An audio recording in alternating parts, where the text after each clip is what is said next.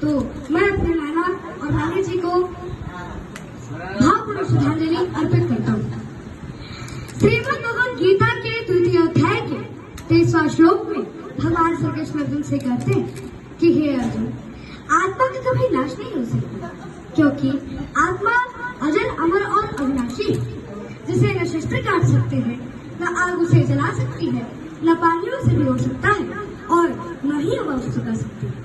अतः हे पार्थ, यह आत्मा तो एक ऐसा जीव है जो कि व्यक्ति के कर्म फल के अनुसार एक शरीर से दूसरे शरीर में भटकता रहता है।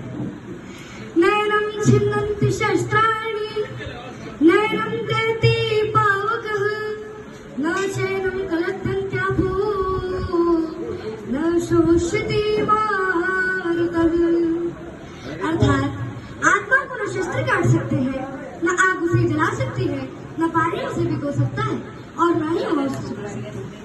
Weapons cannot shoot a soul, nor can fire burn it.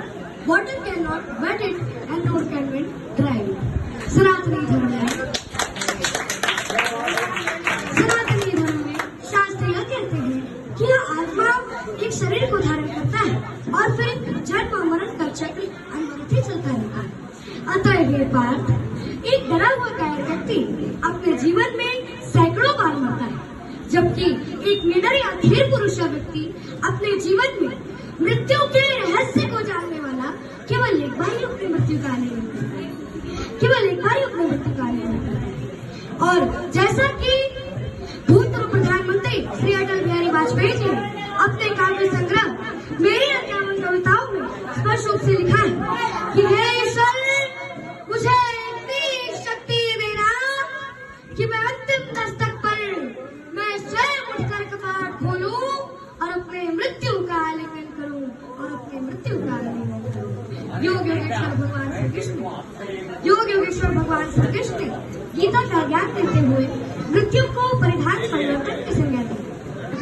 जैसे कि हम प्रतिदिन स्नान करके नए वस्त्र पहनकर प्रसन्न होते हैं, वैसे ही उस जीवात्मा के पूर्व कर्मों के आधार पर मिलने वाले नए शरीर व साधन की प्राप्ति के लिए हमें शोक नहीं करना चाहिए। अब इन नए साधन की प्राप्ति के लिए हमें प्रसन्न होना चाहिए। भगवान श्री कृष्ण ने मृत्यु से ऊपर उठने की प्रेरणा दी। जैसा कि अथर्ववेद में ताम मृत्युरम दयता मां प्रतिष्ठा, मतलब कि मृत्यु तेरी रक्षा करे और तू समय से पहले न मरे। और फिर उत्तम मृत्यु और पेपर कहकर भगवान ने संदेश दिया है कि हे जीवात्मा, मैं तुझे मृत्यु से ऊपर उठाता हूँ, मृत्यु और महापुरुष को दे। अर्थात हे मृत्यु, तू पुरुष को समय से पहले मत मार। गीता में भगवान श्री कृष्ण ने अर्जुन से कहा है कि हे पार्थ, तेरे नारी के इस मनुष्य के शरीर में जैसे बालपन, जवानी और वृद्धावस्था की प्राप्ति होती है, वैसे ही देहांतर की भी प्राप्ति होती है। अतः हे पार्थ, धीर पुरुष इसमें कभी कोई नहीं होता। देनोऽस्मिन् यथा देहे कौमारं यवनं जरा तथा देहांतर प्राप्तिर् ध्यस्तत्र न मोहयति। देह का अर्थ है यह शरीर और देही का अर्थ है जो शरीर के भीतर रहता है, यानी आत्मा। यह सबसे पहले समझाया गया है कि देहिनास्मिन् देहे, इस शरीर में जो शरीर का निवासी वो आत्मा है। और यही आध्यात्मिक ज्ञान की शुरुआत है। Deha means this body and Dehi means who within the body.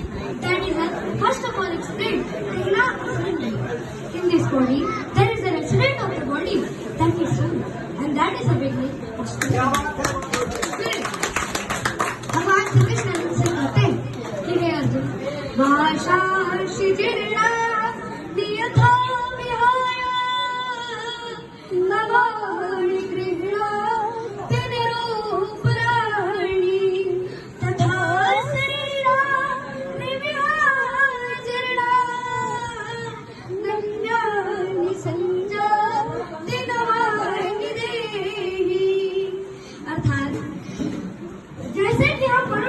पुराने वस्त्रों को छोड़कर नए वस्त्रों को धारण करते हैं, वैसे ही आत्मा भी पुराने शरीरों को त्याग कर दूसरे नए शरीरों को धारण करती है। As a person puts on new garments, giving up old. Similarly, the soul accepts new material bodies, giving up old useless ones.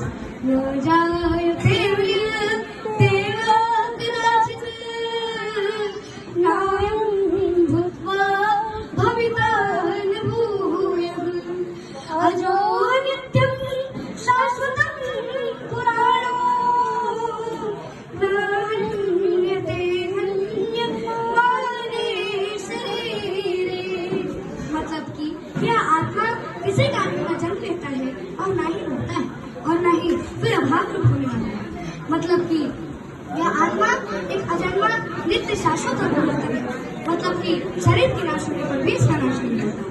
Never is this born and never does it die, nor is it that having come to exist, it will again cease to be.